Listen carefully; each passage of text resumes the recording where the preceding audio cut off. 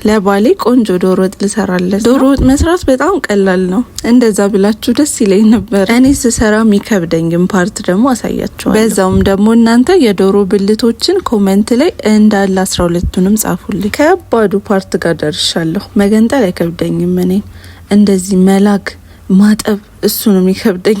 እዚህ ጋር ሎሚ፣ አቸቶ፣ ጨው አድርጌ 1-3 ሰዓት ያህል ዘብዝፌዋለሁ። በመሃል ደግሞ እያቁላላው ነበረ። ነጭ ሽንኩርቴን አረኩበት፣ ቂቤም አድርጌ በቃ እያቁላላው ነበር በደንብ አድርጌ። ዶሮዬን ንጹህ አድርጌ ካጠብኩ በኋላ አገነፍለዋለሁ ብዙ ቅመሞች አድርጌ። ባሌ እራቱን እንዲበላ ነበር ያሰብኩት የነበረው፣ ግን አልደረሰልኝም። እንጀራም ገና አልጋገርኩም ነበረ።